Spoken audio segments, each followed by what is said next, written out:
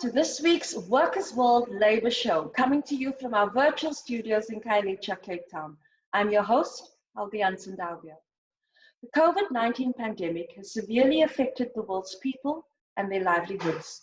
With 15 million global infections and more than 600,000 global deaths, we're still coming to terms with the pandemic and struggling to overcome it.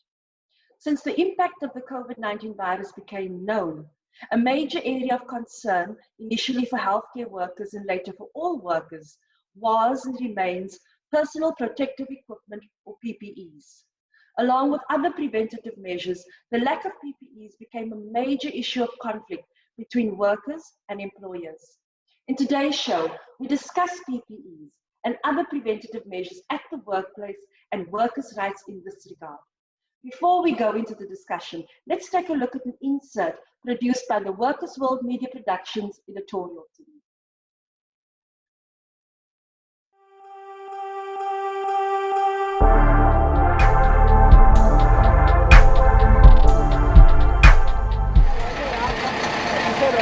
Since the beginning of the lockdown, we have been hard on Golden Arrow to make sure that Golden Arrow complies. At first, we have our argument that Golden Arrow is not essential service.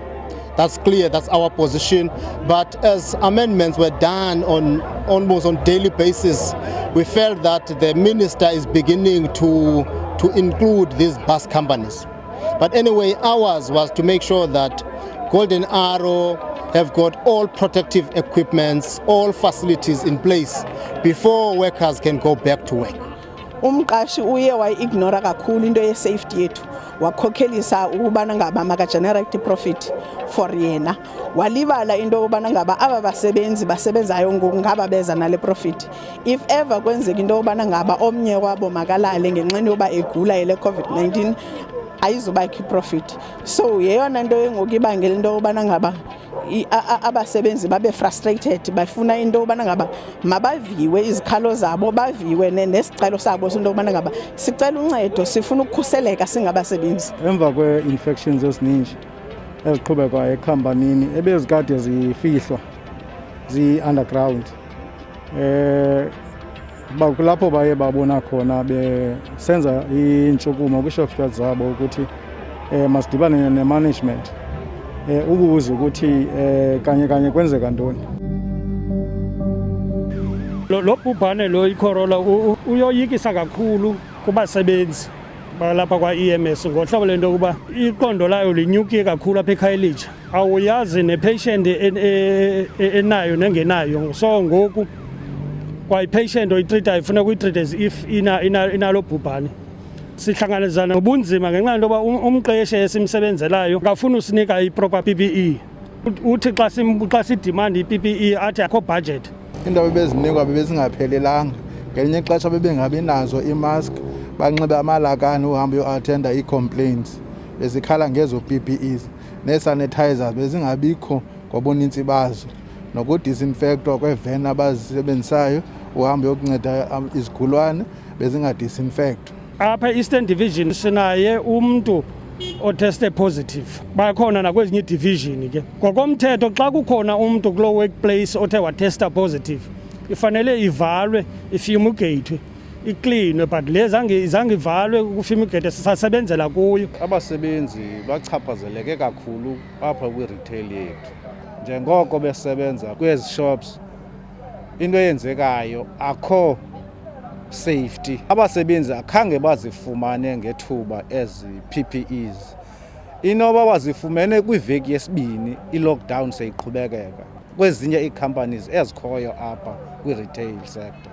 So loo nto leyo ke ngoku yabeka abasebenzi bethu emngciphekweni uba bangafumana esi sifo sikhoyo. We are protesting here today because this company, L'Oreal South Africa, continue to ignore the health risk to our members. There was a case here, one case of COVID. So we were surprised as the workers when the company refused to shut it down. They say we must continue working. They only send 8 people home and the rest of us, they keep us in the company so that we can continue with the production. unfortunately, it's not the procedure that they're supposed to take it. Because on the following day, we had a meeting as a unions and the management. Still, the company refused to shut down. For refusing to shut down after the one case, it's clear that the company doesn't care about the workers. They only care about the profit. We are asking two things only.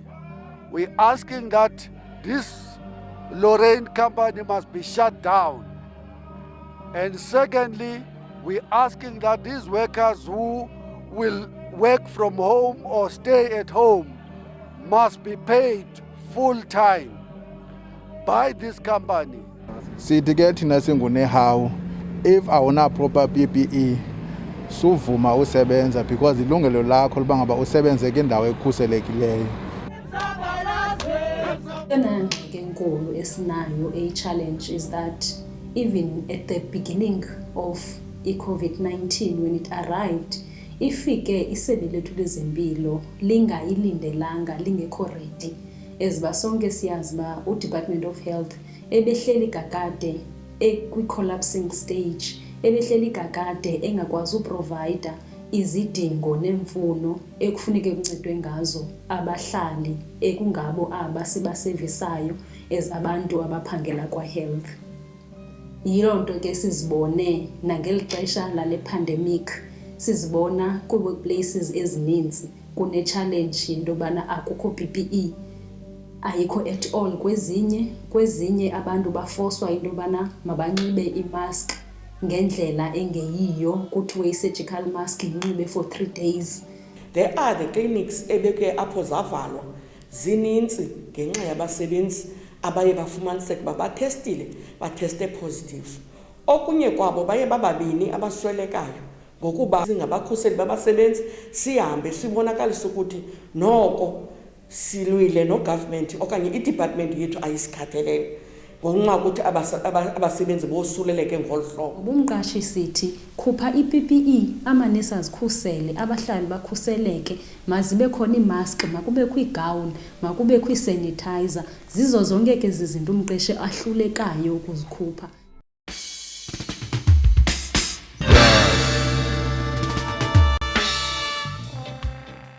Welcome back if you've just joined us. In our studio, we're joined by a series of activists from across the public health sector and across the workers and trade union sector as well. We're joined by Comrade Mametle Sebei, President of the General Industries Workers Union of South Africa. Welcome, Comrade. Thank you, and thank you to our viewers. We're also joined by Dr. Arne van Delft, who is a public health activist. He's also a practicing medical doctor in the Department of Health. He joins us now as an activist from TB Proof and also a member of the COVID-19 People's Coalition. Welcome, Dr. Arne. Thank you very much for having me. We're also joined by certainly no stranger to Workers' World Labour Show and no stranger to Workers' World Media Productions, Faiza Davids, who comes to us as a paralegal at from the Nuwe Kloof Rural Development. Welcome, Faiza. Hi, everybody. Thanks for having me today. Later on in our show, we'll also be joined by Denosa Denver Roman. He's running a few minutes late, but he'll join us after the break. Mametle, let's start with you. What are the effects of COVID-19? What has it been on your members? Well, I think we have to say that this is a virus that has also actually diagnosed a disease, at many levels of our society. The impacts in terms of human lives, I think, have been told, and there's no point in belaboring that. The figures are there and are shattering.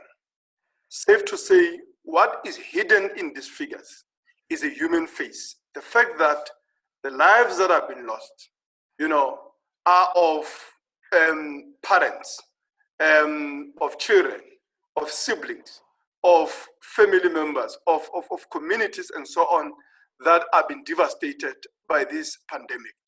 Of course, what has also become very clear is that years of neglect of public health care, but also basic social services like housing and so on, have been clearly revealed by this pandemic, because every single thing that has exposed and made the most vulnerable, extremely vulnerable in a context of pandemic, is not a natural calamity, as government and experts want us to believe.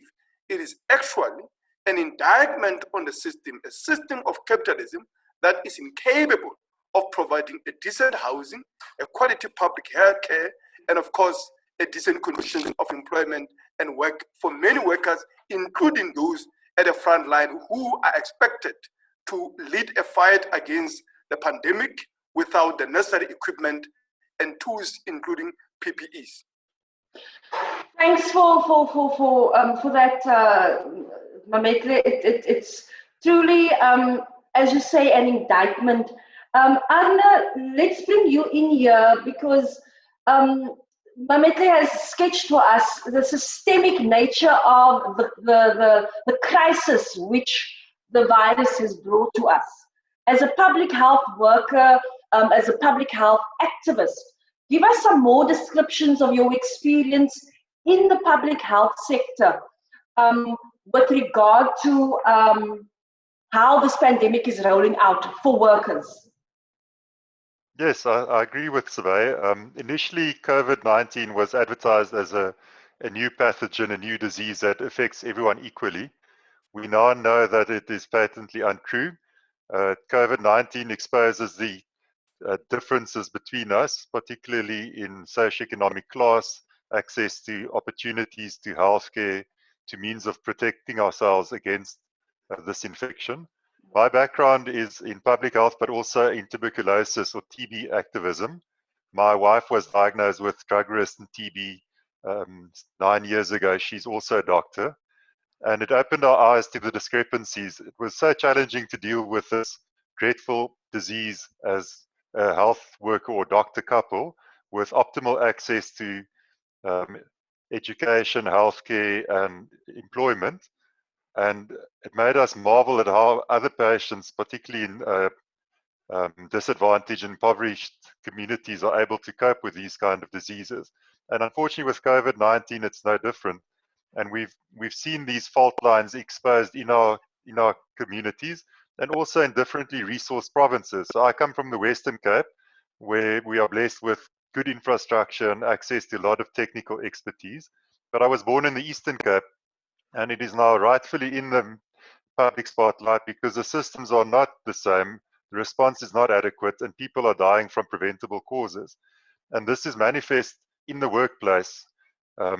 We are seeing that frontline workers from all walks of life are being exposed, and they have to literally choose between putting themselves at risk and not being able to sustain their families. And it's a completely unacceptable situation. Let me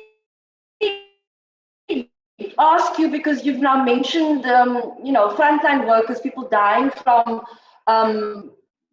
diseases they don't need to, and by extension, frontline workers struggling to save lives in a context where, as some unions have indicated, health worker unions have indicated, there is a blockage in the system with regard to delivery of proper medication and PPE. Your opinion on the blockages shaped trade unions and workers have reported that there isn't enough stock. Is this a case of bad management, or is it a case of supply chains being constrained? I think it's a case of both. So TB Proof is involved in various committees, including the National Occupational Health and Safety Committee, which meets every 2 weeks, and the Personal Protective Equipment Committee. And there's a big disconnect with what the provincial representatives are reporting at national level and what is being reported at facility level by our colleagues. And it's unclear to what extent it is a supply chain issue and to what extent it is also an access or delivery issue. So the provincial stockpiles might be adequate, but they're not getting to the front line, as it were. The second issue that is cropping up now worryingly is that the market is being flooded with new types of PPE that come from different manufacturers. So, for example, the specialized masks that health workers use, the N95 masks, there's a global shortage. So we are importing now from other countries, but a lot of these products are turning out to be counterfeit. So with best intentions, PPE is being procured, but it doesn't meet the quality standards. And because this is an emergency response, our government and our quality assurance systems are not able to fulfill all the checks and balances. So that's something that we are looking at quite closely. In terms of supply, it is also a question of supply to what and for how long. So yes, health workers will have access to PPE, but they're told to ration it, to use it for longer than is necessarily recommended. And we are also taking, one could argue, shortcuts. So on a broader scale, the WHO has been criticized for being so slow to recommend masks for all. In South Africa, luckily, our government was very proactive, and in the second week of April, already started recommending cloth masks for all. But cloth masks are a pragmatic alternative to professional medical personal protective equipment. And a lot of times health workers are asked to use second best options, and it puts their lives at risk. And if health workers are at risk, those that they care for are also at risk. Thanks for that, Doctor. Absolutely. So it is there's a tension between supplying and getting the best possible equipment for the frontline workers. At this point, I want to welcome Denver Roman, Provincial Secretary of the NOSA, Democratic Nurses Organization of South Africa Show. Welcome, Denver. Thank you very much, Olga. Yeah. And thank you to the viewers. So before we continue, we have to take a short intermission break. We'll be back after these messages and continue the conversation about PPEs and COVID-19.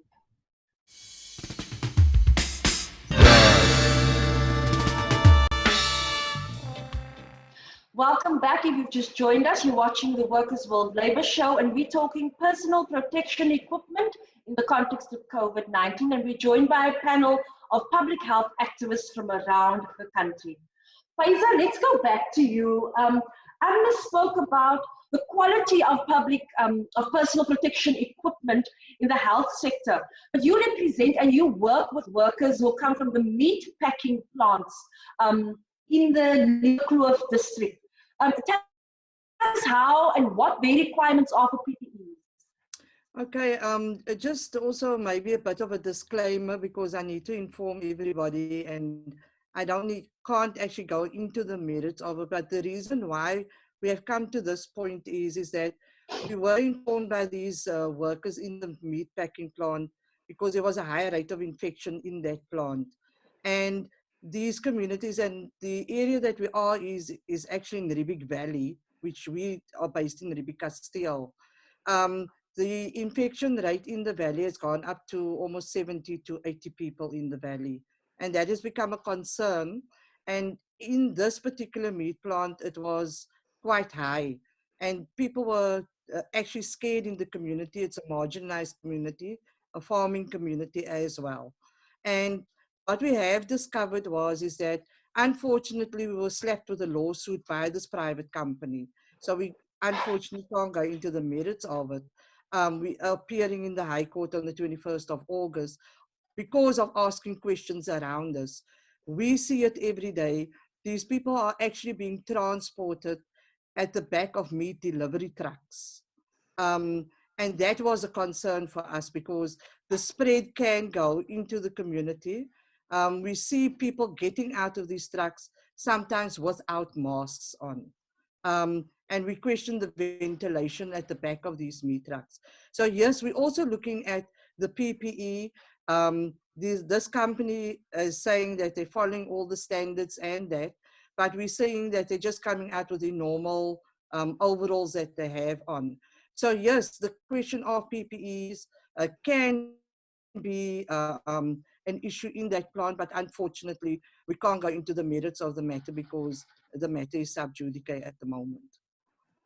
Thank you for that input, Faiza. It obviously illustrates that the requirements for PPEs may become the norm across our society, whether it's meatpacking, whether it's in retail, and absolutely at the forefront. And let me bring Danver Roman into this part of the conversation now. Danver, some of the challenges that have been raised, apart from access, is also the training required to don and disrobe of the PPEs in a very safe way. Maybe can you talk to us a bit about that? Arne did also speak about that in your KZN provinces, health workers are also saying that they're being required to wear one mask for the whole day when they are on shift in a COVID-19 ward. Can you give us some background to that?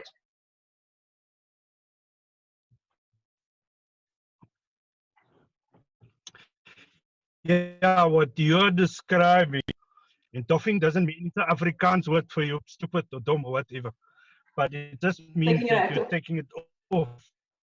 Yes. When you don the stuff, you put it on. And fortunately, in the environments where we work, there are separate areas for donning and doffing. We didn't have a problem with that.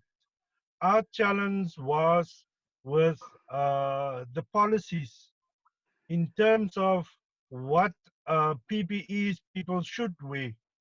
And remember, this virus was considered to be an unknown virus. But we all know it's a flu virus.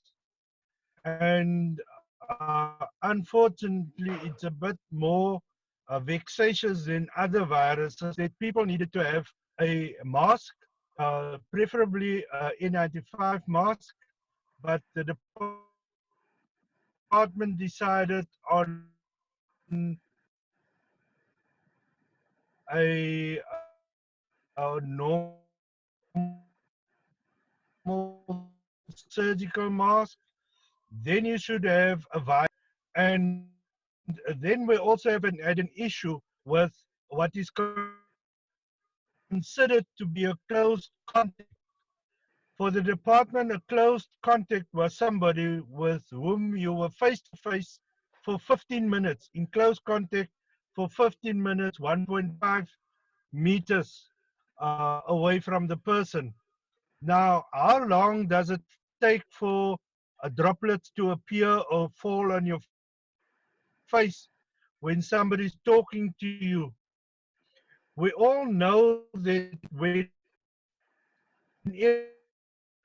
we talk, there's always the spray that comes from our mouths. We see it, but that spray is there. So it falls on people's face. Yes? Danver, sorry, allow me to interrupt you. I'm going to ask that you drop our call and that Sharon will reconnect you because the feed is really, really bad. I can barely hear what you've said. So we're going to welcome you back in about a minute. Sharon, can you reconnect him, please?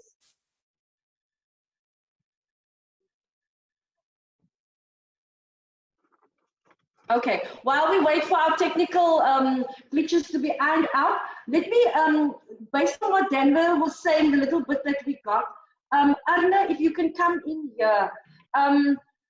What Danver seems to have been starting to describe was a glitch in the adherence to the necessary protocols in the public health system, which was supposed to protect workers. Also, because we were following World Health Organization guidelines, some of the guidelines were kind of slow to be implemented. Arne?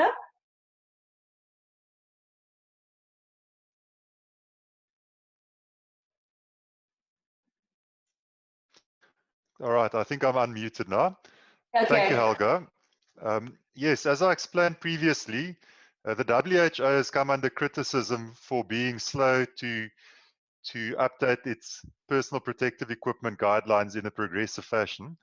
And one of the main reasons, although it hasn't been admitted, is the fear that we would run out of stock of professional medical protective equipment, specifically surgical masks and these specialized N95 respirators. But that is supply is a different issue to evidence, and the evidence has shown for quite a while that there is a degree of airborne transmission, so not only droplets, and that people at highest risk should have a better quality mask and face protection than just a cloth mask or surgical mask. So we've been pushing that the WHO and national government should recommend N95 respirators for all health workers. And I would extend that to everyone else that works in a similarly high-risk environment. Now, people are quick to point out that these respirators are expensive and you need special training and fit testing, and that's true. But it's not rocket science either. Anyone can be shown how to wear a respirator correctly. And there are solutions around the supply shortages. For example, there are respirators that are reusable. So you just change the filter maybe once a week. And today I saw that at MIT in Boston, they've now developed a reusable face mask that has the same quality as an N95 respirator, and it costs $15 per mask to make. And you can reuse it repeatedly. You just need to replace the filter.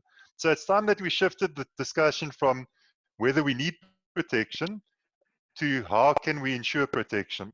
That has been missing for far too long. But I don't know if I can just say, before we go to Sabai, that of course this is such a fluid environment that our knowledge of what we need to do and how we can do things is only increased by the mistakes that we've made in the past. Yes. So yes, but I would like to point out the elephant in the room. Tuberculosis is the leading killer in South Africa. It's also the leading infectious cause of death in the world. And as of July, TB has killed more people this year than COVID-19. And TB is an airborne disease. And at healthcare facilities, the recommendation is actually that everyone wears N95 respirators, not for COVID-19, but for TB. And we've been asking the department to update its guidance for the past 10 years. So even if COVID wasn't there, we would have to follow these precautions for TB because it's a big problem in our country. So it really is mystifying to me that we are still discussing what we should be doing. We should be discussing how we do it.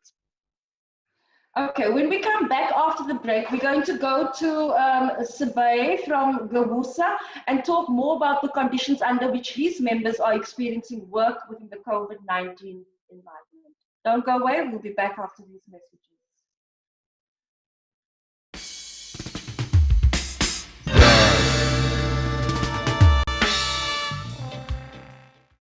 Welcome back. If you've just joined us, talking PPEs, personal protection equipment within the COVID-19 environment in the public health sector. Mameta Sabai from Gawusa, give us an understanding, give us the experiences of what your members are, the conditions under which they are working in the context of maybe not enough PPEs, enough PPEs, getting stuck in the management and in the distribution of PPEs. What are your members telling you? I mean, I think firstly we have to say that what Dr. Arno is describing is actually the callousness of the system that we encounter at the shop floor, at the factory level, and so on. Because the approach of companies, the approach of employers is actually reflected in the policies of government and the ruling classes across the world, where for me and you, I mean, where our lives, me and your lives, is actually a cheap commodity that they can basically trade, you know, for profits that they are interested in safeguarding at all costs, including our health and our lives. What we are seeing is a situation where employers are taking shortcuts. And this does not start with COVID-19 pandemic. It has only been revealed and aggravated by it. I mean, what, you know, we knew even at the beginning when, you know, the discussion started sometime around February, March, is that there is very little that is known about the virus. and the shifts in science around it just confirm that. What are some of the things that, for instance, we knew? We knew that in this situation, precisely because we know little, the best way is to keep as many people at home as we could. Even at the time of the level 5 lockdown, employers just basically flouted the rules and took as many workers back to work as they could. Secondly, at that time, there was little to no provision of adequate PPE and other safety and precautionary measures. We had to struggle to get access to sanitizers. We have companies where workers were being required actually to buy sanitizer from the employer at their own personal cost. Of course, the problem of sanitizer is no longer there, but the issue of equipment. And the question is, what is an adequate personal protective equipment in the context of a pandemic, of a virus, that there are indications, as Doctor was saying, that it's actually airborne. Even when the evidence began to be overwhelming, there's not been any change and shift in terms of that discussions and those measures insofar as many employers are concerned. We are still seated with the same equipment that was being used before and the same equipment that in most cases was used even before the pandemic itself. But also the issue of transportation, what does it mean, in this situation? Because now you have almost the whole, of the economy being open except for few marginal industries and so on. There is overcrowding in taxi rank, in taxis and other public, systems of transport. Let me bring Denver in there as well, because you're describing the conditions under which workers still have to engage in society, putting them even more at risk. Denver, thanks for that, Mametla. Denver, before we lost you, you were talking about the particular engagement with the supply of PPEs. But I want to ask you, and maybe to bring it into the working conditions. I know that there's negotiation currently with public sector health worker increases, public sector increases across the board, in fact, but also the dangerous environment in which your members are working now, and the very real possibility of them also being regarded as spreaders of the virus. And I say this with caution, as potentially taking the virus back to their communities because they're not receiving the adequate protection in the workplace. And I want to just reference that some nurses are indicating that they're being called back to work from isolation after less than 7 days. Denver? Yes, I think you busy with scratching up a very complex thing. My brain is overdriven here with what I need to say. But let me start with the basics. The basics are that the department expected nurses to work with a plastic apron and a normal surgical mask. That's like taking impis with arrows to go and fight against people with machine guns. It is an unfair process. So that's why this process started at Tygerberg hospitals, where you had doctors who just made decisions. And I don't have an issue with doctors, but I have an issue when you're a doctor in management and you don't consider your staff. And what happened was they just opened units, did what they want to, and did not consider the staff or discuss stuff with the staff at all. That's why we had issues. Now, a plastic apron and a surgical mask will not protect you, because they are saying, don't touch your eyes, don't touch your nose, don't touch your mouth. But they give you a mask that only covers your nose and your mouth. So if the droplets fall, it falls on your eye. But they say, don't touch your eye. But if people talk, the droplets are going to fall on your eyes, so you will be infected. Then you wonder why is it that a lot of people become infected? Because their eyes are exposed. And nurses were very concerned, and we raised this with the employer, that nurses is a potential risk for the community. That is where a nurse that worked in one of the hospitals were put out of her house in Kailicha and chased away because the people were afraid they're going to be infected. So how do we deal with this? If we sit with a recalcitrant employer who follow their own rules, not even WHO rules. Even the WHO rules change over time. So that's why I say we had a problem with the issue of what the close contact. We had a problem with the issue of what PPE should be worn. We also had the problem with when must a place be sanitized and also how it must be sanitized. Is the department coming on board partially? Yes. I can say they are coming on board and they're assisting, but there are some private hospitals where people still raise concerns to say that we're not given the proper gear. We're not given proper protection to close the unit. We have police stations that close, but they don't close a ward in a hospital. You expect it to continue while they fog there, that nitrogen fogging, and people inhale that fog and it irritates their throats. So the challenge here is that people are afraid. The fears aren't properly addressed, but the department is coming on board now.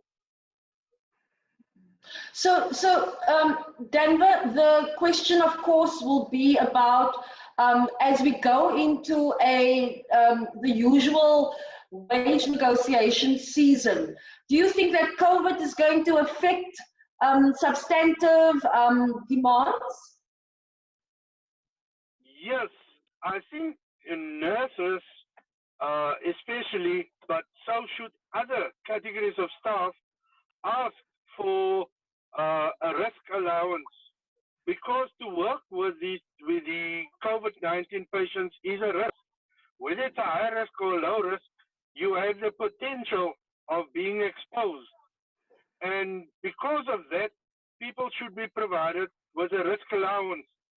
Now nurses are saying to me, and this is what I hear constantly, why can't we go and strike? Unfortunately, nursing and health services are essential services. But people are fed up to the point where they say, we don't care about essential services. Number one, they don't give us proper PPEs. Number two, they don't give us a raise. Number three, they don't give us a risk allowance. So they don't care about us. It's all about service delivery. What's more important, the person working in your hospital or the service that you need to provide? And I'm sure that patients will understand if a service has to be closed because Denver, sorry, Denver, Hello? I have to interrupt you. We have to go to a short advertising break, but we're going to come back and we'll allow you to complete. Thank you. To you at home, don't go away. We'll be back after this. Sorry, Denver.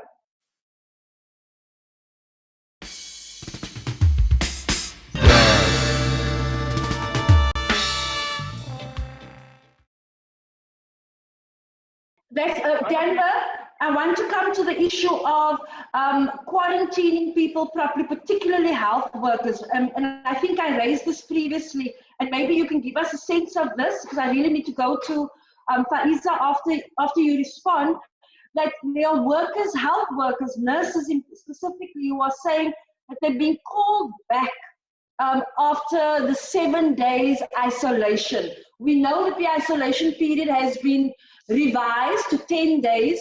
People are being called back when they have clearly been in contact with people under investigation or with people who are positive. Have your members reported that? Yes, we had feedback from our members where they said, I was in contact with either a staff member or a patient, and I was asked to come back to work because I don't have any symptoms. Now that is for me, it's very careless, negligent actually, because we're aware that a lot of people are asymptomatic. They don't show signs and symptoms of COVID-19, but they have it and they're infectious. Now, to get to the point where you say, we're not going to send you on isolation or quarantine. The person goes in quarantine because they've been in contact. A person goes in isolation because they've been tested positive, then they must go in isolation. Now, to get to the point where the employers say, we're not going to send you on quarantine because you don't show signs and symptoms, is negligent. Okay, let me bring Arno in here. Daniel, let me bring Arno in here. What does before I get to Pfizer, what does our TB experience, our TB management experience in the public health sector, what does the protocol say about isolation after you've been exposed? And why are we not leaning on those lessons, Arno? Thank you for the question. So with TB, it's a bit more complicated because it takes longer from exposure to become sick or even contagious. So on average, it can take up to 2 months after you've been exposed until you yourself become sick and can transmit. If you are sick with TB, then the recommendation is that you should isolate yourself for 2 weeks while you are on effective treatment, and then you are unlikely to be contagious. With COVID, it's different because there's a shorter period from exposure to becoming potentially infectious. Some people can be potentially infectious within 2 days after being exposed, and therefore our guidelines. We've got 5 minutes to go, so I want to just get to the bare bones. Apologies for this. That's right. My question is, why are we not learning these lessons, noting that there's a difference in the time that you can become infected with TB, but there are and COVID, but there are crucial public health lessons that we've learned over the last 30 years of TB management, and we can absolutely implement, because these are no-brainers in terms of protecting the very people that are supposed to protect our health. Yes, so the one no-brainer is that if you are at risk of infecting other people, then you should be in quarantine, and if you are sick, you should be in isolation.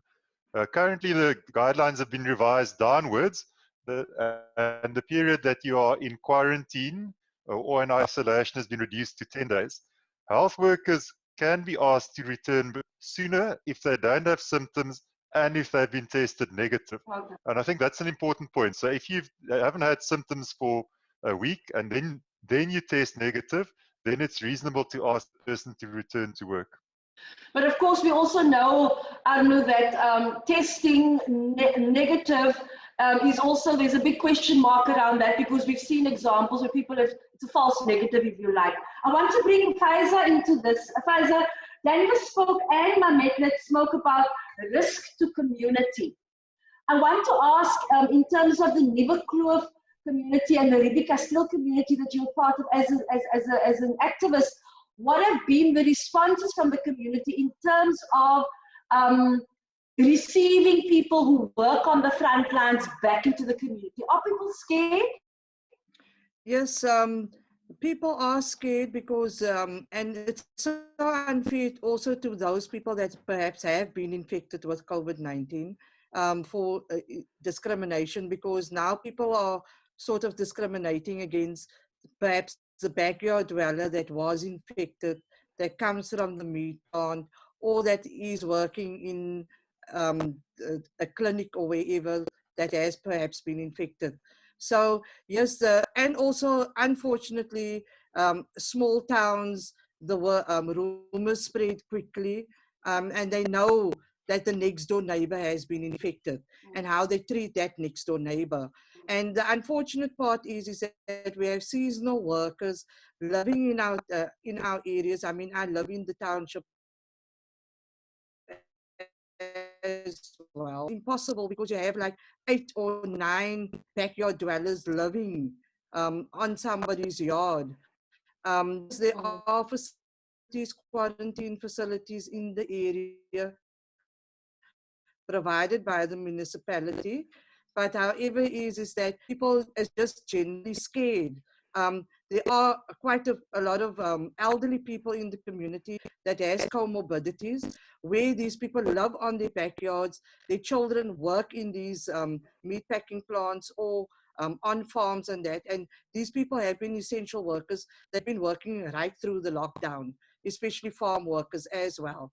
So they get transported on the back of bakkies, come back into the communities, into the very densely populated areas that they live in. So that was a concern that we had as a community organization, and people coming to the community advice office and saying that they are scared and not enough information. Just this past weekend, fortunately, there was a communication vehicle coming to the areas that the Swartland municipality has provided to communicate around COVID-19 and what people should do in community. Thanks so much for that. Thanks for that, Faiza. We seem to have lost Mametle Sebei, president of CAWUSA, but I'm sure at some point we'll get him back to the Labour Show. I want to thank our panelists, Dr. Arno van Delft, TB activist at TB Proof and a member of the COVID-19 People's Coalition. Thank you for joining us this afternoon, Dr. Arno. Thank you very much for having me, and thank you for the important work that you do and highlighting these. Thanks, Doctor. Also, thanks once again to Danber Roman, certainly no stranger to the Labour Show, a regular throughout the years on the Workers' World Labour Show. Thank you, Comrade Roman, and all the best to you and your members during this very, very trying time. Thank you, Miriam, and thank you for regularizing me on the show. Thanks also to Faiza Davis, a regular Labour Show participant also, and certainly no stranger to the broader trade union movement. Thanks so much, Faiza, and all the best to you and your community work. Thank you, and it's a pleasure to have been here today. Thanks, Helga and Workers' World Media Productions. Thanks. We apologize that we've lost Sebei, but you know, in these times of COVID-19, the virus is not only airborne, it is also borne on fiber lines, as we can see. Thank you to all of you, and to you at home. We'll see you next time right here at our virtual studio. So from me, Helga, and the crew in our virtual studio, goodbye till next time. Bye. Thanks, everybody. All the best, Denver. All the best, Dr. Arnu and Faiza. Thanks. Keep safe. Will do, you too.